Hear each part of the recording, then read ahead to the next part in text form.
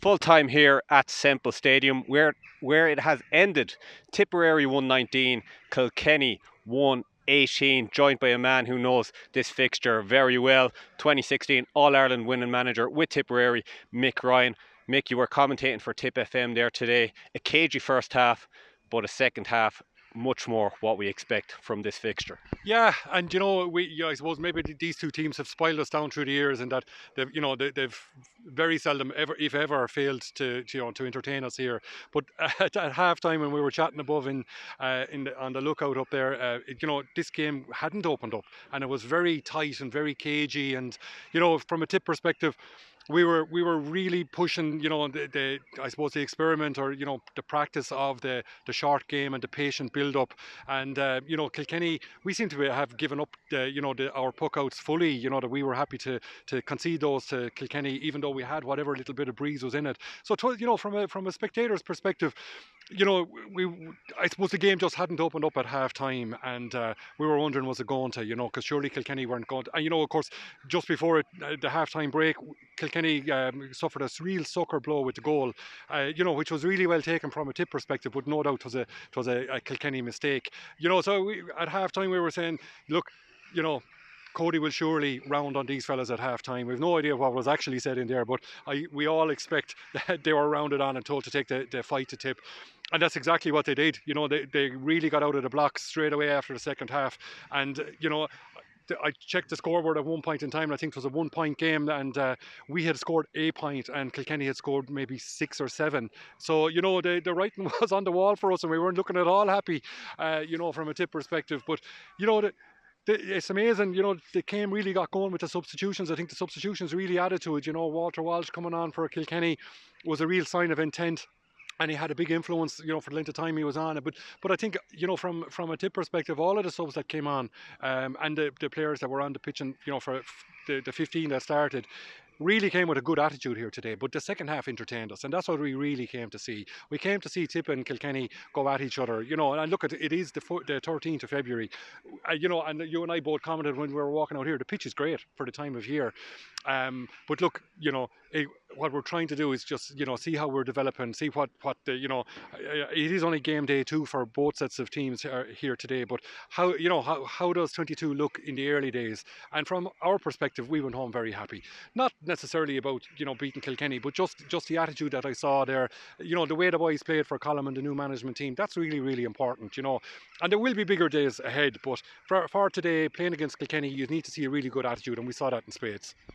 One thing coming into this game that would be talked about a lot with both teams, obviously you have the new manager there with Colin Bonner, a lot of new names coming into the Kilkenny setup, transition.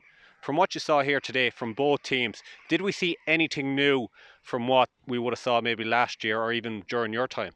Yeah, no, I think you did. I referred to it here. Just in terms of how patient and deliberate the Tip build-up was, and we saw it probably more pronounced in the first half, but certainly into the second half as well. It was very deliberate, kind of off-the-shoulder support coming, and quite often not much to shoot at on the inside line. But as the game got going and it got a little bit more frantic towards the end, I think I went back to more kind of traditional, get the ball into the danger zone, and of course Jamie Callan coming in for us always give you that's really strong focal point.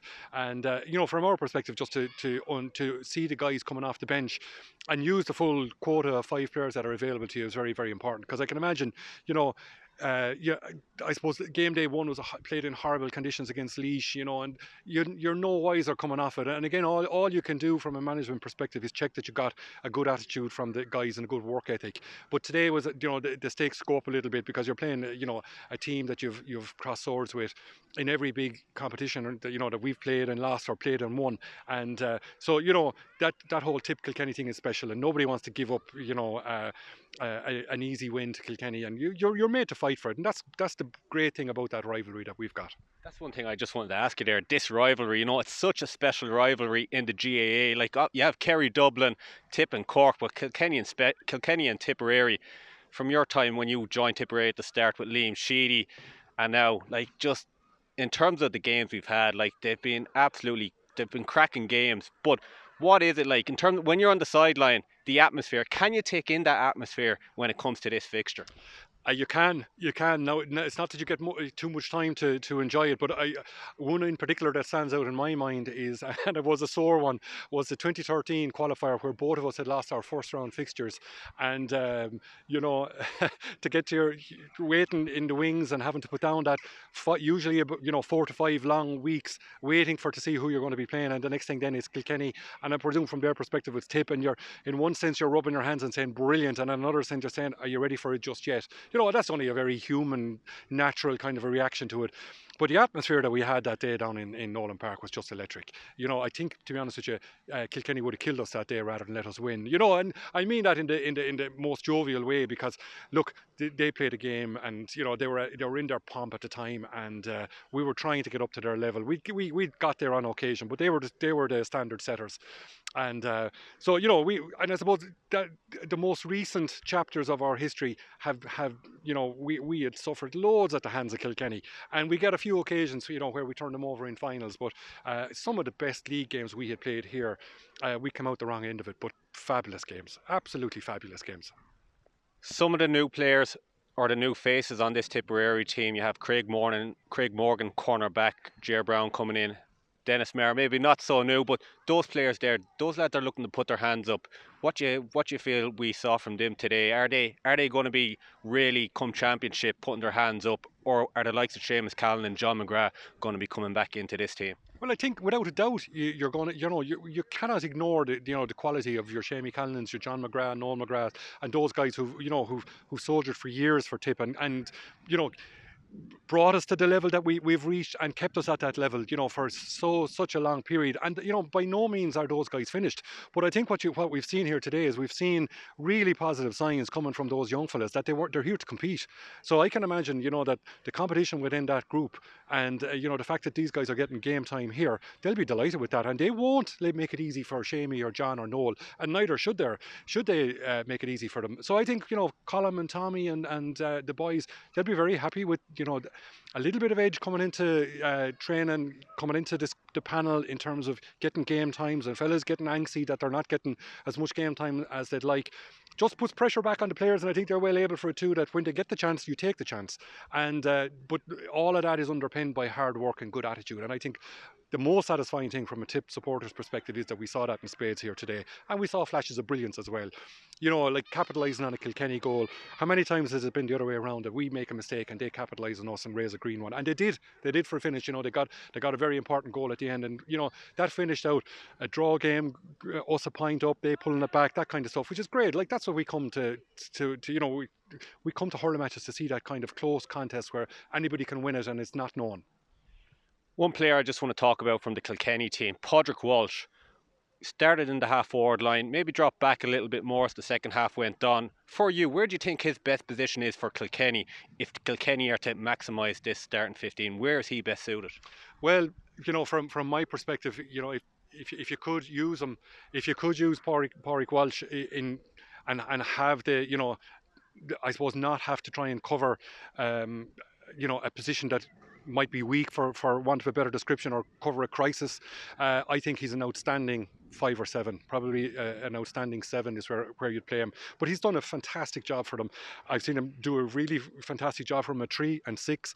But even, it did tweak my attention when I saw it today at 11, as, Kilkenny are trying to do something different with him and add a bit of impetus to their attack. And looking at Paddy Deegan at midfield as well, and he looked very comfortable. But like my first time seeing Paddy Deegan, he was a 4, and then he went out as far as the half-back line. But look, the versatility of these fellas, I caught at one point, and you'll have seen it yourself, Dan McCormack catching a high ball here is, like any old seasoned cornerback, and he had number 10 on his back. So, I think positions are beginning to mean less and less, but the versatility of the players really impresses me, that there's no such thing, they don't get a nosebleed if you bring them out past the 40-yard line or anything like that. They're happy to play.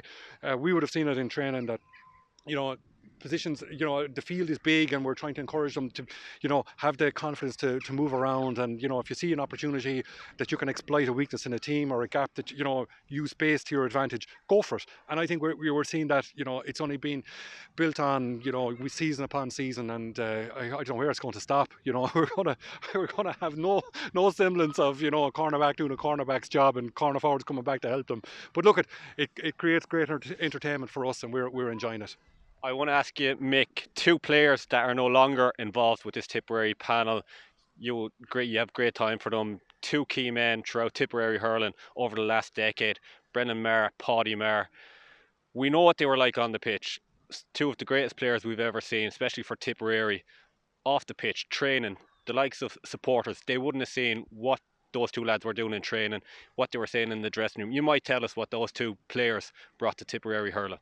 Yeah, I suppose look at the two of them, and it's coincidental. They both arrived, their same age, and they would have come through to us at the same time. As very young, like 19, 20 year olds coming into us back in the day when we were trying to build something new here as well for Tip, and and again a bit like you described here today, we'd had some older players who had given massive service to Tip, and we have these young guns arrived, and I think we'd about five of them arrived in after under 21 side at the same time, and they'd no, they'd no inhibitions and no respect for age. They just wanted to play, and I mean that in the best possible way. Uh, I'll never forget one of the earliest meetings we had with Paudie Maher in a one-to-one. He won't mind me saying it, but he emphasised to us that he wasn't here to make up numbers. So that kind of message to us was just like manna from heaven. You want these fellas to come with an attitude and being determined to play, and not being in awe of the fellas that went before you or the fellas with the bigger names in the dressing room, because like that's no good. If you have to manually wait until it's your time to play, you won't play. But these guys weren't having any of that. So even as young fellas, they were just very committed, ambitious, and I think that's probably the biggest thing. They were, it was ambitious and suitably confident. But that's only half the battle. They put the work in. And from a very young age, like, they were confident in their own ability. They were speaking up at team meetings. They were speaking up, looking for the ball at training or during matches, and they became irresistible very quickly. And we were going to be. We knew that these boys had something special about them, and that whole group remained to have something special about them. But look, those two boys. Paudie was very unfortunate. Brendan's was a bit more measured, and as we would expect, he got time to consider it and decided to step away. And Paudie's, we felt really shocked, I suppose, is how you describe it, a couple of weeks ago when news broke that Paudie couldn't continue to compete, and because that's exactly what he would have done. He'd have continued to compete. Do you think Paudie, I know he would have been gearing up for this year, but how much of a loss is he going to be experience wise not being in that dressing room? Well, look, I have a very philosophical attitude about that. In that, when your time is here, you're here.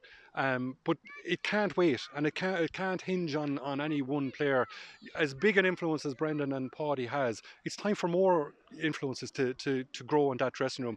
And sometimes the space has to be made so that it can flourish, and the responsibility passes, or the baton passes.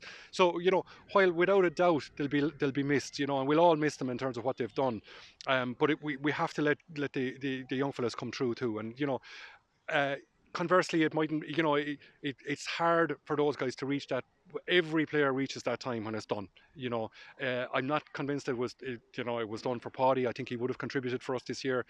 The bigger tragedy for Paudie is that he won't get to continue with his club, because Paudie could have played for 5, 6, 7 years with his club, and that from the announcements, and I know as much about it as you do, that looks to have been taken away from him as well, and that is the pity for me. Whereas Brendan will continue. We'll see loads of Brendan playing with his club over the next 3 or 4 years, and he'll continue to do what he does. But as I say, the big thing is it's all about this group here now that we've been watching today with Tipperary, and how that group are going to gel together, challenge each other, and get better together. Because I've definitely seen some green shoots here today, and fellas that even aren't the young fellas, like Dylan Quirk, who's been hanging around there. He's been there for 3 or 4 years, and he's back in a new position, and he's really, trying to grab it and make it his own. And I think that's exactly what you want, and again, showing the versatility to go back into the backs, as opposed to, I suppose, we would have seen him initially as a forward. But fellas aren't typecast anymore. They have the ability to play in several positions.